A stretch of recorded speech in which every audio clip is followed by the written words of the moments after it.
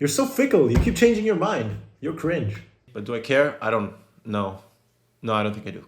Already the type of content I do, self-improvement content, when you're not an established self-improvement YouTuber, it's the type of content that you'd be embarrassed to show your friends, right? So like when you say to peers that you do YouTube, they'd be like, oh, can you show me like some videos that you make? And you show them this kind of video and then they just look at you weird like, why do you do this? This isn't good content. But they don't understand. You know, first of all, already just by seeing that, you can tell that they're the type of people to not care about improving their life. And so they wouldn't take advice from others. They would have very stagnant beliefs.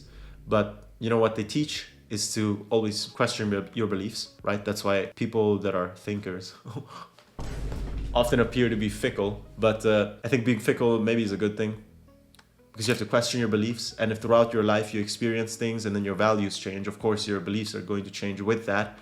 And sometimes you hear something somebody else says to you and you're like, oh, you know what? Maybe I agree with that. And then your values do change and thus your beliefs change. I have made so many videos already. Well, not that many. Of course, there's other people that have made more, but I have also a section of private videos on my YouTube channel where I already did plenty of self-improvement content that didn't really speak to me that well. And I have new self-improvement content and I'm tempted to private some of these videos as well, because I don't think some of these are things I believe in now. The more recent belief I have is that the only thing you need to worry about in life is that you're happy. And if you're happy, you're winning. And then how you're happy is completely subjective and up to you. No one can give you an objective rule for how to be happy. Problem is that a lot of people lie to themselves, right? That's why people don't think that the goal in life is to be happy, because they say, oh, well, life is suffering. You're supposed to grind, whatever the fuck. And then other people that are degenerates might say, oh, well, no, you gotta party. You gotta, while you're young, do this, do that. But whatever. The whole point is that people lie to themselves. And that's the worst type of person you can lie to, because you know you're lying to yourself. You lose respect for yourself. If you knew something about someone else, like for example, you knew your partner cheated on you and then you confront them about it and they lie, but you know they did because you have proof they did, you see how much that hurts you even more? You're like, damn, you won't even admit it, even though I know the fucking truth. It's the same kind of thing, but 10 times worse because you're doing it to yourself. The goal in life, in my opinion, really is to be happy. Problem is, everyone lies to themselves about what that is, what that entails, okay? If you are genuinely happy working for other people, being submissive, then you know you can do that. And then if you end up having an average life and that makes you happy and you're not really an ambitious person, then you're winning. You're doing better than a person that is ambitious but then isn't working towards being ambitious. In my opinion, you have the better life. People in the red pill would say, oh, well, you're a fucking slave working a slave job or whatever the fuck. The reality is it's up to your own perspective, and then you need to not lie to yourself. Problem is, a lot of the people that are in the middle, a lot of the people that are the average person are actually much more ambitious than they would admit to be, right? Or maybe they do admit that they're ambitious, but then it's even worse because then their peers know they're ambitious, but they ain't doing anything to change their circumstances, are they? So you see how that can take a toll on your mental health? That's why the important thing is to understand what makes you happy and just align most of your life to that. Everything else you do in your life will be a consequence of worrying about your happiness first. You gotta keep your hands moving. You gotta be moving water.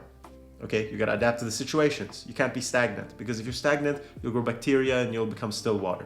You know the meme? Like you touch still water, oh, instantly die.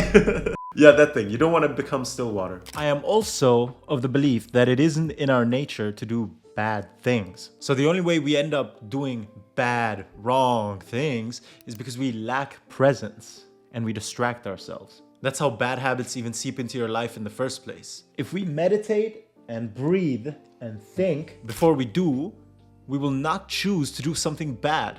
At least, I want to think that's the case. I don't think we would choose to do bad things that we know are bad for us and bad for others. Or, in other words, if you keep doing something that is productive, that you're actively thinking about doing, bad habits can't seep into your daily routine or your quotidian existence because you're constantly aware. The second you stop being aware and you distract yourself from what you're doing, which is something I also struggle with a lot, where I'm constantly instead of working, I'm a video editor, instead of editing, I'd be listening to music in the background, which is distracting me. I'd be watching YouTube videos in the background, which is distracting me, and so on until the distraction, how bad the bad habit is for you, escalates until eventually you get to, even worse things. That's why you need to keep your hands moving. But then what you decide to keep them moving on again is aligned with what you want to do because it makes you happy. You know, if you want to live off the grid, then all power to you. Frankly, I think the people, in my opinion, the people that live off the grid, you know, they must have a pretty good life. I think that's a pretty good life. It's just that I personally have so many ambitions in the current game, the system. I want to beat the system. I don't want to complain about it. Well, you know, but I do end up complaining about it. What I want to do is I want to understand that the system sucks. I want to succeed despite the system sucking ass. And then what I want to do with the rest of my life, I don't know, have kids and help people out. That's it. Then I want to go out in a blaze of glory because I definitely don't want to become an old head, living off of pension, doing nothing all day. I think that's a pathetic existence, in my opinion, right? I don't know, maybe that offended some people, but I personally don't want to grow old. Even though I have ambitions of grandeur, I definitely want to die before I become senile. And I want to die on my own terms. I want to choose how I die, like an anime character. Doing a last stand, a One Piece in real life, but as an old head. Yeah, I don't know. To me, that would be the best kind of life. But again, that's what I think now. And then maybe throughout my life, when I have more experiences, maybe my thoughts will change. The main thing is that not only do you need to align your life to what you truly understand makes you happy, and don't fucking lie to yourself, you also need to change how you behave, because throughout life, you have more and more experiences. Your beliefs change, your values change, so your beliefs change. Meaning that what makes you happy changes. And so you'll also change your behavior. I think being fickle is looked down upon so much. People think, oh no, you've got to commit. Well, yeah, commit, but then also adapt. You have to commit adaptively. Even though I could specialize and niche down at some point, because there's no variety in what you do.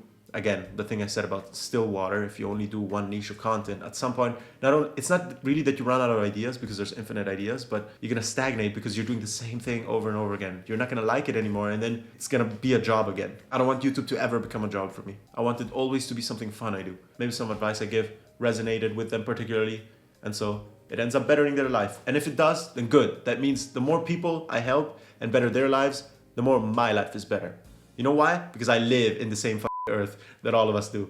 Okay, so if other people are better, that means my life is better. Nice. And it works the same the other way around, right? That's why I also listen to self-improvement YouTubers, you know, that give me advice and such. I prefer the ones that don't sell courses though. Those are the best kinds of people because, you know, they're gonna be less extreme in the advice and more genuine. Meanwhile, when you're selling a course, you understand that you get more attention the more polarizing you are. So it actually serves you better to give slightly shit extreme advice, because it will sell more your courses. Usually what you tend to see is that the more a creator in the self-improvement space succeeds, if they start selling a course, they'll start being more polarizing in their takes. In the end, it's up to you who you decide to listen to, but I still recommend you listen to the ones that don't have any courses to sell you. I think they're better for you. Like Ruff. I like Ruff a lot. I used to think this was cringe, but then I killed the part of me that cringes because I realized the part of me that is cringe is just the part of me that is me. And it's that way for everyone. Kill the part of you that cringes, not the part of you that is cringe. Keep moving. Don't ever stay stagnant. Change your beliefs. Change your values. Live life. Commit adaptively.